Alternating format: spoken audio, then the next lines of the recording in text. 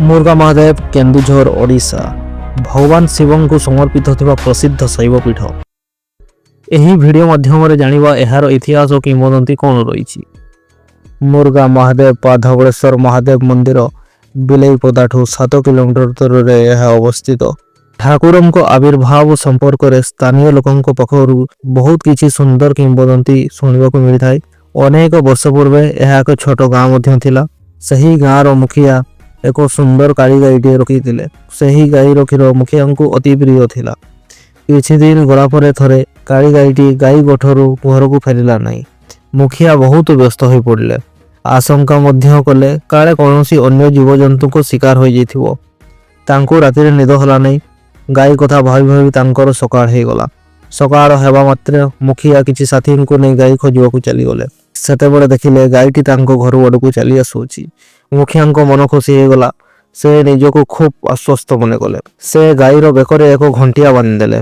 तापर से पुणी गाईटी को चरिया पठेदेले। गाई गठिया मान कहीदेले जे गाई उपरे स्वतंत्र नजर रखा। धीरे धीरे समय गड़ी आसला। संज हो आसला। गधड़ी समय गाई गठ को गाँ आड़कू आणुवा समय एक बुदा हुआड़ू काली गाईटी कुआड़े निखोज हो गला। आखि आगर एमती गाईटी हठात पड़े जा समस्त को आश्चर्य करदेला। जेते खोजाखोजी करले गाईटी को पाइले नहीं कि ता बेकर घंटी शब्द शुणागला नहीं। समस्ते भयभीत हो गले। गाई फेरिला नहीं। मुखिया को ए घटना विषय में पुणी जणाइले। मुखिया भाविले बोधे गाई गठिया माने गाई उपरे नजर रखी पारे नहीं। से गाई कुआड़े अन्य कुआड़े गाई चली जाइए। पर दिन मुखिया सकाळ समय निदर उठा बेलू गाईटी घर गुहाड़ बस यही किछि दिन लगी रहा। किंतु मुखिया मन बुझिला नहीं। से दिने गाई गोठ सहित गले और गाईर पाखे पाखे सब बड़े रहिले। गाईटी चरुथाई से गाई गोठिया को पचारे गाईटी तो बर्तमान ठीक चरुची। गाईटी कौ स्थान उभाई जाऊँगी। गाई गोठिया ठीक से स्थान को देखाई देले। मुखिया देखिले यह तो एक निहाती छोट बुदा। गाईटी एटी लुचिबा संभव नुहे। तथापि मनरे सन्देह भाव रखी सही बुदा निकटरे गाई गोठ को फेरिबा पर्यंत अपेक्षा कले। समय हो गला। काली गाईटी मध्य गठरे थाए। किंतु ठीक सही बुदा पाखक आसवा मात्रे गाईटी आउ देखागला नहीं। मुखिया मध्य एभली अद्भुत घटना को देखी आश्चर्य हो गले। किंतु मुखिया गाईर घंटिया शब्द को शुणी पारथांती। मुखिया कौन प्रकार भय न करी ठाकुर को स्मरण करी सप्तर दिग को अनुसरण करी अंधार मध्य चलबके लगे। मुखिया देखिले गाईटी एक छोट बुदा उपरे ठिया होइछि एवं तार स्तनरु अनवरत क्षीर झरी बुदा मूल पड़ुछि। से जानि पाइले यह ठाकुर को महिमा। सकाळु हालारु देखिले गाईटी एक मुरुगा गछ मूल ही क्षीरदान करी निकटर एक सुंदर झरणा बही जाऊँगी। पार्श्वर एक सुंदर जलप्रपात। से ही झरण मुखिया स्नान कर सारी निकटस्थ गछरु फलपत्र संग्रह करी मुरुगा गछ मूले भक्ति भावना पूजा अर्चना कर ठाकुर को आज्ञा अधिया पड़े। सते जमी ठाकुर तार अंतरात्मार कहले तुमे मत मृगा गछ मूल बाहर कर पूजा अर्चना कर संपूर्ण व्यवस्था कर। से गाँ लोक मान डकाई समस्त घटना वर्णना कले एवं मुखिया निर्देश से स्थान को खोलागला। किछि खोलिला परे सेठारु एक दिव्य शिवलिंग देखागला। से शिवलिंग मृगा गछ मूल आविर्भाव होइतेला एवं ठाकुर नाम मुरुगा महादेव पड़ा। नामकरण करी ग्रामर मुखिया ठाकुर को पूजा अर्चना करने को लगे। मुरुगा महादेव बा धवळेश्वर ठाकुर आविर्भाव को नहीं भिन्न एक घटना बहुल किंवदंती पूजक तथा लोकों मुहर शुणा मिले। घटनाटी एहीपरि निकटस्थ जामपाणी ग्रामर अंगद नायक जड़े व्यक्ति दौड़ी तैयारी करने निमित्त बबई नामक एक घास जातीय गुल्मटी को काटी काटी यही स्थान पहुँचले। पथर देहरु पानी पड़ुवा एवं पानी पड़ुवा जगार एक जलकुंड देखी सही कुंडर निर्मल शीतल जल गाधेबा को प्रबल इच्छा है। शीतल जलकुंडे गाधे निजक खूब प्रसन्न मन कले एवं से आनंदरे घर को पहुँची खाई शोई पड़े। निदरे शोवा अवस्था से एक स्वप्न देखिले। स्वप्न एक शिवलिंग को देखी पारुथवा एवं शिवलिंग ठारू भासी आसुथवा एक स्वर शुणा लगिला। महादेव कहउचंदी जे मु एही पवित्र त्रिवेणी क्षेत्र रही। पथर देहरु झरी पड़िथवा 3टी जलधारा होउची त्रिवेणी।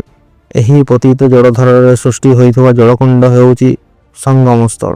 एही जलकुंड रे गधाई तोर समस्त पाप क्षय होइछि। ତୋର ଶରୀର ଓ ମନ ନିର୍ମଳ ଅଛି। ତେଣୁ ତୁ ଆଜିଠାରୁ ମୋର ନିତ୍ୟ ନିୟମିତ ପୂଜା କରିବୁ। ମୋର ପୂଜା ରାତି ପାହିବା ପୂର୍ବରୁ ବ୍ରହ୍ମ ମୁହୂର୍ତ୍ତରେ ଯେପରି ସମାପନ ହୁଏ। ପ୍ରତ୍ୟହ ଅନ୍ଧାରରେ ଆସି ଅନ୍ଧାର ଥାଇ ପୂଜା କାର୍ଯ୍ୟ କରିବୁ, କିନ୍ତୁ ଏକଥା କାହାର ଆଗରେ ପ୍ରକାଶ କରିବୁ ନାହିଁ। ଯଦି ପ୍ରକାଶ କରିବୁ ତେବେ ଅନ୍ତେ ତୋର ପରିବାରର ମୋତେ ପୂଜା କରିବାକୁ କେହି ପୁତ୍ର ସନ୍ତାନ ରହିବେ ନାହିଁ। ମୋତେ ଏହି ଜଳକୁଣ୍ଡ ପାର୍ଶ୍ୱରେ ଏକ ମୃଗା ଗଛର ମୂଳରେ ପାଇବୁ। ତୁ ବର୍ତ୍ତମାନ ସଙ୍ଗେ ସଙ୍ଗେ ମୋର ସେହି ପବିତ୍ର ସ୍ଥାନଟିକୁ ପହଞ୍ଚି ରାତ୍ରି ପାହିବା ପୂର୍ବରୁ ପୂଜା କାର୍ଯ୍ୟ ସମାପନ କର। ଏତିକି ଶୁଣିସାରିବା ପରେ ଅଙ୍ଗଦର ନିଦ ଭାଙ୍ଗିଗଲା। ଏକୁଟିଆ ମଧ୍ୟ ଡର ଲାଗୁଥାଏ, ତେଣୁ ନ ଯିବା ପାଇଁ ମନସ୍ଥିର କଲା ଏବଂ ବିଛଣା ଉପରକୁ ଚାଲି ଆସିଲା। ହେଲେ ବିଛଣା ଭିତରେ ଯେମିତି ସେ ପୁଣି ଥରେ ଶୋଇବାକୁ ଚେଷ୍ଟା କରୁଛି, ତା ଦେହରେ ଭୀଷଣ ଯନ୍ତ୍ର ହେବାର ଅନୁଭବ ହେଲା ଏବଂ ସେ ଠାକୁରଙ୍କ ନାମ ଧରି ଧୀରେ ଧୀରେ ଚାଲିବାକୁ ଆରମ୍ଭ କଲେ। ଅଙ୍ଗଦ ସେଠାରେ ପହଞ୍ଚି ପ୍ରଥମେ ମୃଗା ଗଛ ମୂଳେ ଠାକୁରଙ୍କୁ ଖୋଜିବାକୁ ଲାଗିଲେ। ପ୍ରଭୁ ମୃଗା ଗଛ ମୂଳକୁ ଏକ ଦିବ୍ୟ ଆଲୋକରେ ଉଦ୍ଭାସିତ କଲେ।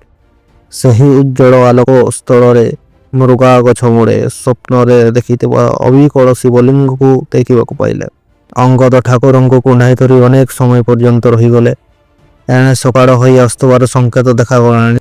ଠାକୁରଙ୍କ ଇଚ୍ଛା ସୂର୍ଯ୍ୟ ଦେବତା ଉଇଁବା ପୂର୍ବରୁ ତାଙ୍କର ପୂଜା କାର୍ଯ୍ୟ ସମ୍ପନ୍ନ କରିବାକୁ ହେବ। ଆଉ ସେ ବିଳମ୍ବ ନ କରି ସଙ୍ଗରେ ଆଣିଥିବା ପାଣି ଢାଳଟିକୁ ଧରି ଜଳକୁଣ୍ଡରେ ପାଣି ଆଣି ଠାକୁରଙ୍କୁ ନିର୍ମଳ ଜଳରେ ପରିଷ୍କାର କରି ଧୋଇ ସଫା କଲେ ଏବଂ ଆଖପାଖ ବୁଦାରୁ ଫୁଲପତ୍ର ଆଣି ଠାକୁରଙ୍କୁ ପ୍ରଣାମ ଜଣାଇ ଶୀଘ୍ର ଶୀଘ୍ର ଘରକୁ ଫେରି ଆସେ ଏବଂ ଏହା ପରଠୁ ସେ ଆସି ଅନ୍ଧାରରୁ ପୂଜା କରି ଚାଲିଯାଆନ୍ତି। ପ୍ରତ୍ୟେକ ଦିନ ଅଙ୍ଗଦକୁ ସକାଳେ ପାହାଡ଼ ପଟୁ ଫେରୁଥିବାର ସ୍ଥାନୀୟ ଦେଓଝର ଗାଁର କିଛି ଲୋକ ଦେଖୁଥିଲେ। ତା ଆର ଦିନ ଗାଁର ସମସ୍ତ ଲୋକ ସକାଳୁ ଏକତ୍ରିତ ହୋଇ ଅଙ୍ଗଦର ଫେରିବାର ବାଟକୁ ଜଗି ବସିଲେ। ଅଙ୍ଗଦକୁ ଗାଁର ଲୋକ ଘେରି ବସତକୁ ଠାକୁରଙ୍କ ନିର୍ଦ୍ଦେଶ ହୋଇଥିଲା ଯେ ଏ କଥା କାହାରି ଆଗରେ ପ୍ରକାଶ ନ କରିବ। ତେଣୁ ସେ ଲୋକମାନଙ୍କ ପ୍ରଶ୍ନର କୌଣସି ଉତ୍ତର ନ ଦେଇ ନୀରବ ରହି ଗାଁର ଲୋକ ତାକୁ ତାଗିଦ କଲେ ଓ କହିଦେଲେ ତୋତେ ଜୀବନରୁ ମାରିଦେବୁ। ଅଙ୍ଗଦ ପାଖରେ ଆଉ କୌଣସି ବିକଳ୍ପ ଉପାୟ ମଧ୍ୟ ନଥିଲା। ଏଭଳି ଏକ ଧର୍ମ ସଙ୍କଟରେ ପଡ଼ି ସେ ଶେଷରେ ସତ କଥାଟି କହିଲେ। ଏହା ଶୁଣି ଲୋକମାନେ ବହୁତ ଖୁସି ହୋଇଗଲେ ଏବଂ କହିଲେ, ଏ କଥା ଆମକୁ ଆଗରୁ କ'ଣ ପାଇଁ ଜଣାଇଲ ନାହିଁ? ଆମେ ବାଜା ବଜାଇ ଠାକୁରଙ୍କୁ ପୂଜା ସେବା କାମ କରିବୁ। ସେହିଦିନ ଠାରୁ ପୂଜା କାର୍ଯ୍ୟ ସମୟରେ ଠାକୁରଙ୍କୁ ବାଜା ବଜାଇ ପୂଜା କରେ। ବର୍ତ୍ତମାନ କିନ୍ତୁ ଏହା ବନ୍ଦ ହୋଇଯାଇ ପୁରା ପାହାନ୍ତିଆ ସମୟରେ ଠାକୁରଙ୍କୁ ପୂଜା କାର୍ଯ୍ୟ ହେଉଥିବା, ପ୍ରକୃତରେ କୁକୁଡ଼ା ରାବ ଶୁଣି ଦେଉଥିବା ସମୟ ଏହା।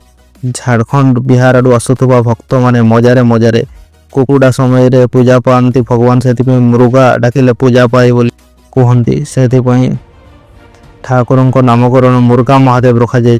ବାସ୍ତବିକ ହେଲା ଅନେକ ମୃଗା ଗଛ ଥିଲା ଏବଂ ମୃଗା ଗଛ ମୂଳରୁ ଠାକୁରଙ୍କ ଆବିର୍ଭାବ ହୋଇଥିବା କାରଣରୁ ଏହାର ନାମ ମୃଗା ଏବଂ ଠାକୁର ଏଠାରେ ଧବଳେଶ୍ୱର ନାମରେ ପୂଜା ହୋଇ ଆସୁଛନ୍ତି।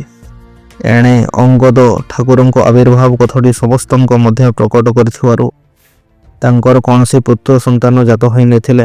କେବଳ ଝିଅମାନେ ହିଁ ତାହାର କୁଳଦୀପ ଭାବେ ରହିଥିବାରୁ ଶୁଣିବାକୁ ମିଳେ। ଅଙ୍ଗଦ ଜଣେ ଭୂୟାଁ ଜାତିର ଲୋକ ହୋଇଥିଲେ, ତେଣୁ ଭୂୟାଁ ପରମ୍ପରା ଅନୁଯାୟୀ ମନ୍ଦିର କମିଟି ଦ୍ୱାରା ନିଯୁକ୍ତ ପାଇ ପୂଜା କାର୍ଯ୍ୟ କରୁଅଛନ୍ତି। ମହାଦେବଙ୍କ ପାର୍ଶ୍ୱରେ ପ୍ରବାହିତ ଜଳପ୍ରପାତର ଝରଣାଟି ମୃଗା ନିକଟସ୍ଥ ହଳଦୀ ପାଣି ନାମକ ଏକ ସ୍ଥାନରୁ ନିର୍ଗତ ହୋଇଛି। ହଳଦୀ ପାଣି ନାମକୁ ନେଇ ମଧ୍ୟ ଏକ ଲୋକକଥା ରହିଅଛି। ହଳଦୀ ପାଣି ଜାଗାଟି ଠାକୁରାଣୀ ପାହାଡ଼ର ପାଦଦେଶରେ ଅବସ୍ଥିତ। ସେହି ବିଶ୍ୱ ସୃଷ୍ଟିକାରିଣୀ ମା ଏହି ପାହାଡ଼ରେ ରହନ୍ତି ଠାକୁରାଣୀ ରୂପରେ। ତେଣୁ ପାହାଡ଼ଟିର ନାଁ ମା ଠାକୁରାଣୀ ପାହାଡ଼। ମା ଜଗତ କଲ୍ୟାଣ ପାଇଁ ନିଜର ଝିଅ ଭାବେ ଗଙ୍ଗାକୁ ଜନ୍ମ ଦେଲେ। ଗଙ୍ଗା ଜନ୍ମ ନେବା କ୍ଷଣି ତାଙ୍କୁ ହଳଦୀ ପାଣି କରି ଗାଧୋଇ ଦେଲେ। ହଳଦୀ ପାଣିରେ ଏଠି ମା ଗଙ୍ଗା ଗାଧୋଇବା ଜାଗାଟିକୁ ନାମ ହଳଦୀ ପାଣି ରହିଅଛି।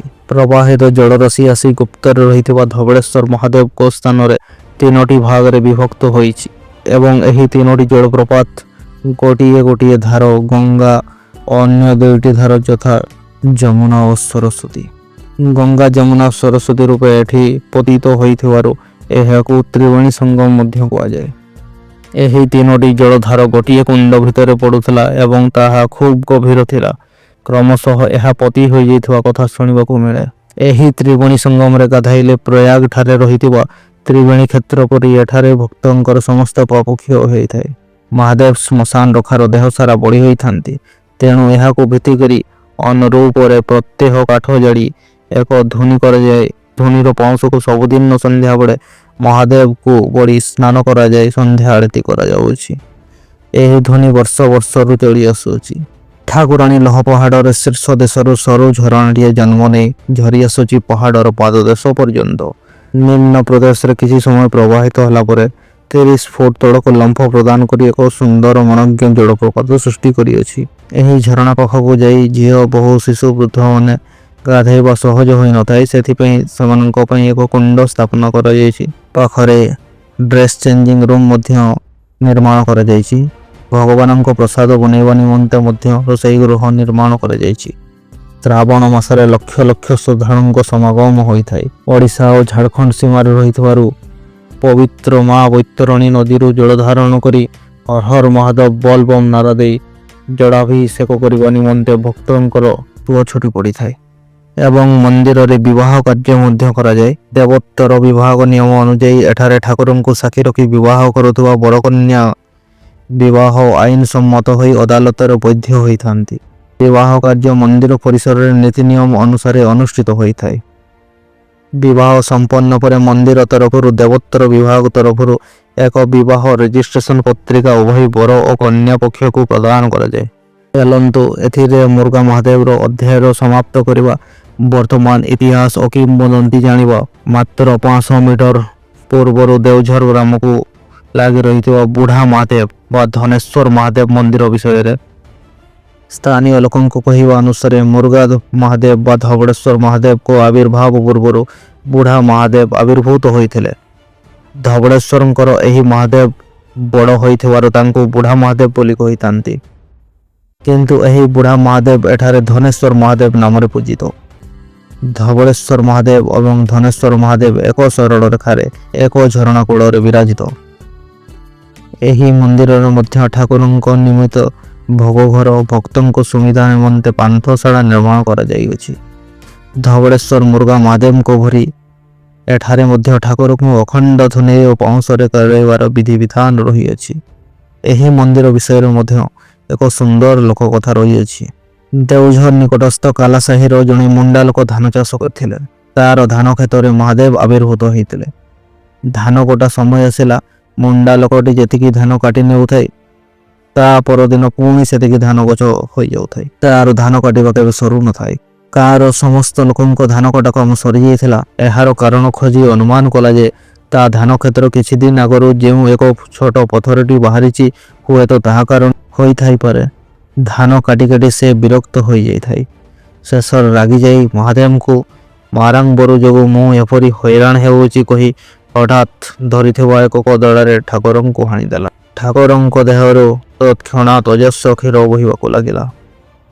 କୋଦାଳ ଚୋଟ ଯୋଗୁଁ ମହାଦେବଙ୍କ ଏକ ଅଂଶ ଚାଞ୍ଚି ହୋଇଗଲା। ଏହି ଘଟଣା ପରେ କ୍ଷେତରେ ଧାନ ଆପେ ଆପେ ଲୋପ ପାଇଗଲା ଏବଂ ସେ ମୁଣ୍ଡା ଲୋକର କୌଣସି ବଂଶଧର ମଧ୍ୟ ବଞ୍ଚି ରହିପାରିଲେ ନାହିଁ। ତାର ବଂଶ ସମ୍ପୂର୍ଣ୍ଣ ଲୋପ ପାଇଯାଇଥିବା କଥା ସ୍ଥାନୀୟ ଲୋକ ଏକ ପୂଜକମାନଙ୍କ ଠାରୁ ଶୁଣିବାକୁ ମିଳେ। ଦେଓଝର ଗ୍ରାମରୁ ବୁଢ଼ା ମହାଦେବ ମନ୍ଦିର ଲାଗି ସିଧା ରାସ୍ତାଟିଏ ମୁର୍ଗା ମହାଦେବ ବା ଧବଳେଶ୍ୱର ମହାଦେବ ମନ୍ଦିରକୁ ମଧ୍ୟ ସଂଯୋଗ କରାଯାଇଅଛି। ଶ୍ରାବଣ ମାସରେ ବୋଲବମ୍ ଭକ୍ତଙ୍କ ପ୍ରବଳ ଜନସମାଗମ ଦେଖିବାକୁ ମିଳିଥାଏ।